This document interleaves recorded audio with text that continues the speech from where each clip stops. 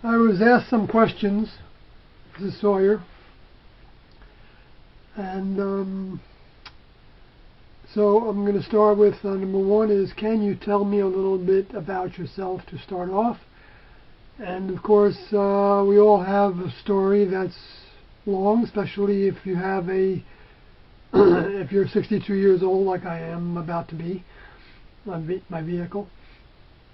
So I'm just going to give you what's relative to the classroom. Grew up a Catholic, but I was not a religious family, and I rejected religion early on. I rebelled from everything pretty much. It's kind of like a hippie growing up. Did my share of hallucinatory drugs and marijuana and pot. Well, pot, the same thing, and hash and all that stuff. Didn't get into any of the depressants, the heroin, didn't do any of that. Didn't do any needles. I had enough sense to stay away from that. At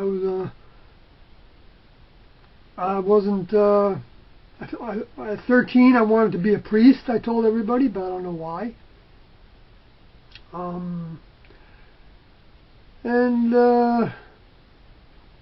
I always gravitated to what Jesus taught, but really I only started doing that after I was out of high school. I would go to parties, and sometimes I would sit there trying to figure out what Jesus was talking about in the Gospels, even though I wasn't a part of any group and didn't regularly attend any meetings or anything or talk with anybody about it. It was just interesting to me.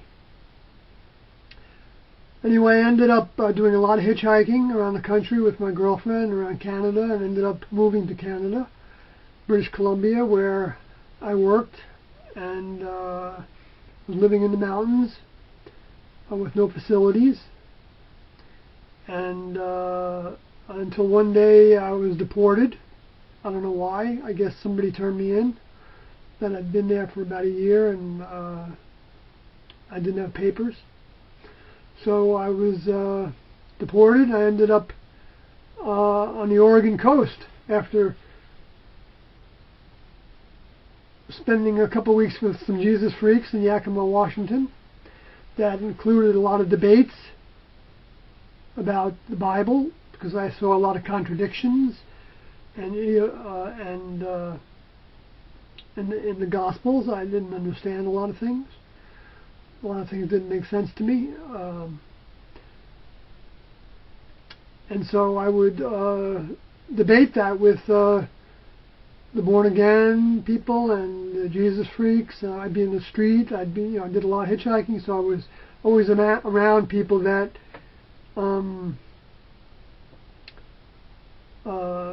were trying to evangelize and spread the Jesus message as they saw it. And then when I was living on the West Coast in Newport and Siletz, Oregon, and on an Indian reservation, I started exploring.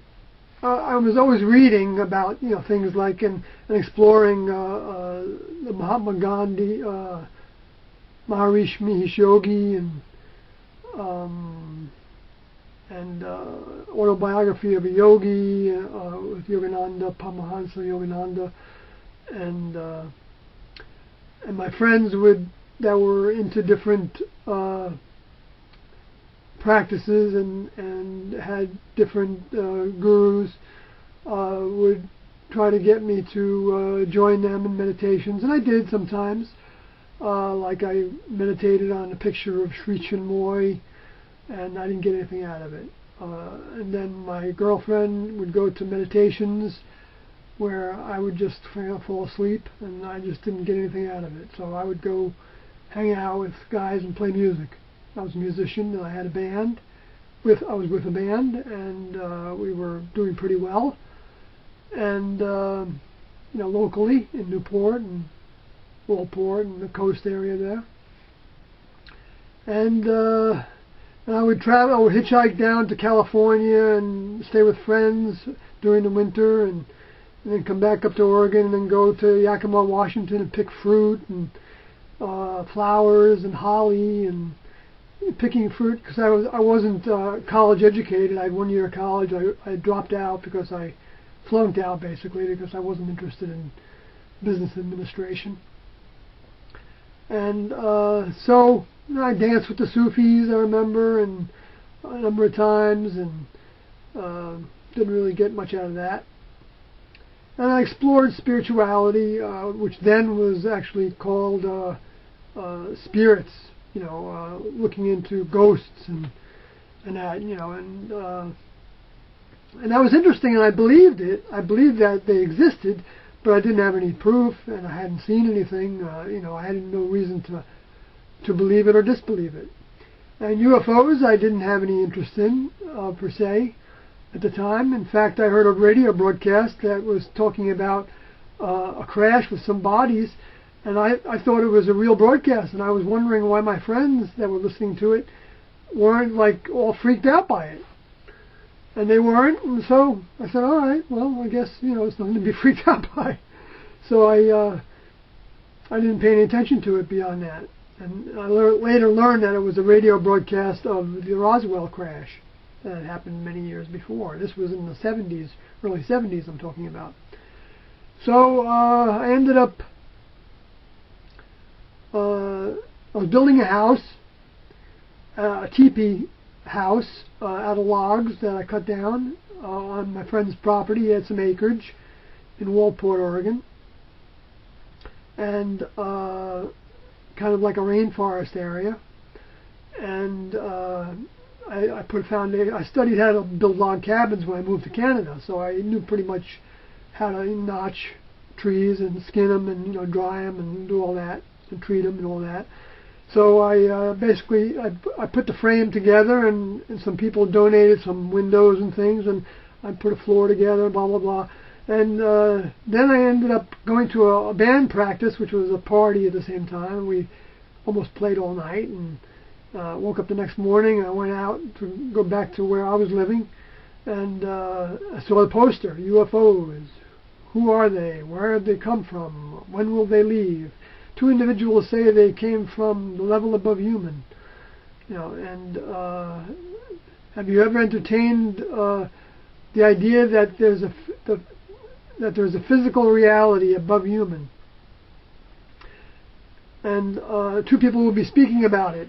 And so I looked at that, and I looked at my girlfriend, and I said, I got to go to this. I got to see what these 2 people look like. They're from outer space, and I didn't believe or disbelieve at that point. I was open to it. So I went to the meeting a few days later, which was at Walport, in like a supper club, and it was filled to capacity. I remember seeing T and Doe on the stage with just sitting there looking at us and not saying anything. After they passed out, when we got there, they passed out a sheet of paper that was typewritten, and it was filled up as a legal size, and it was called Statement 1. Actually, that's available for people to read, which talked a little bit about Jesus, and so I was intrigued by that. And then they ended up talking, and I remember the room was filled to capacity. And and yet I remember I was like in the middle of the room, towards the right side, but like halfway between the front and the back, and about halfway from, well, not in the middle totally, but close enough. And I remember looking over, after T and I were talking for a few minutes, I remember looking over, something caught my eye in the middle of the room, and I could see a haze. There was a haze in the room, and I used to be a smoker, and I had quit, so I was very sensitive to smoke and the smell of it, and it didn't smell like smoke. So anyway, and then I saw that, and then I looked over at the stage, and I noticed shimmering, like haze all around the stage where they were sitting. They were just sitting there like in chairs, and they were dressed plainly, and they the male Bo, because at that time they were called Bo and Peep. He was talking, doing most of the talking. And I remember him saying something about that the formula for entrance into the level above human, which is a physical, many-membered kingdom level above human, evolutionarily above human, just like mineral was above, plant was above mineral, and animal was above plant, and human was above animal. There was another level that they called the next level that was above human, and that it was a voluntary evolution that took all your efforts to engage when a representative from that level who has gone through that process comes to teach you how to graduate, be harvested into that level, because the creators are like gardeners. So to them, they are harvesting souls. But it takes a physical body to work through to build the soul, and on the human level, because it's like a metamorphosis they compare it to. And the physical body was the cocoon.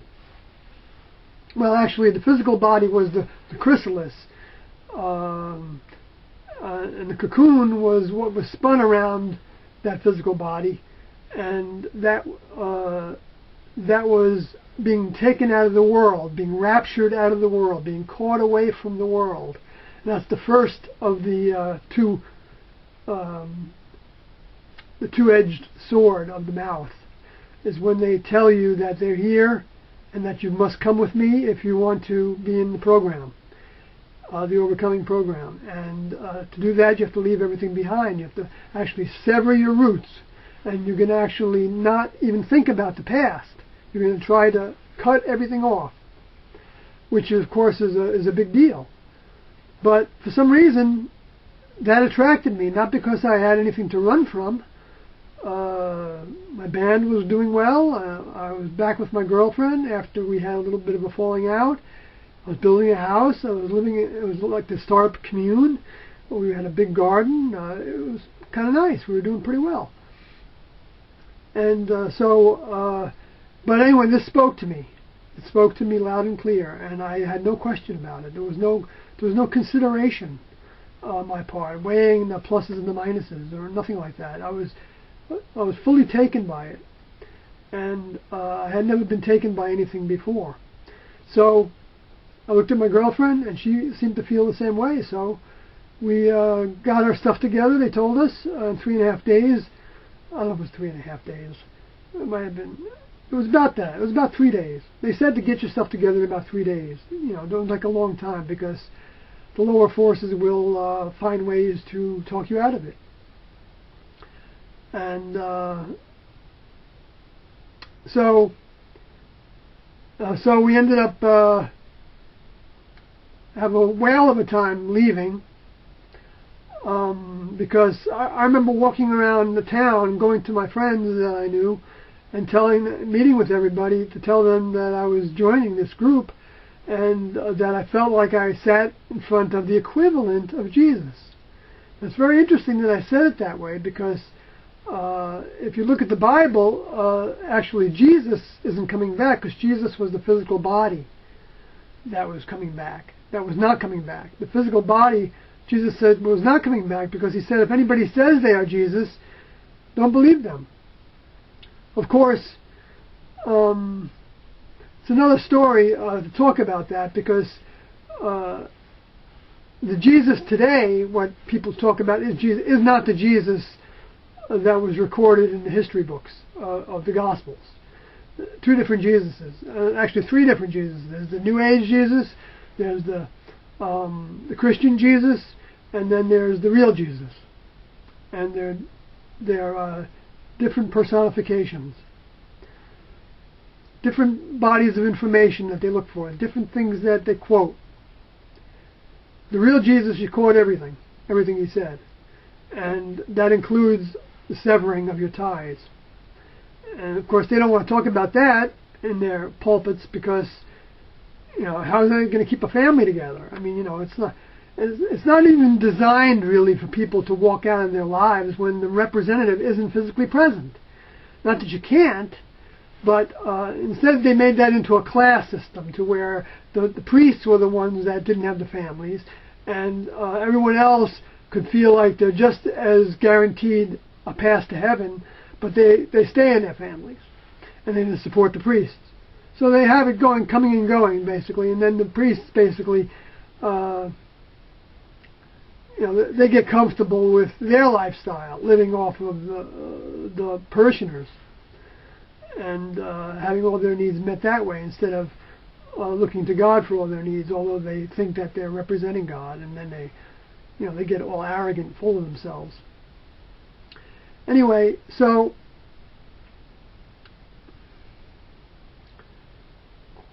I joined, and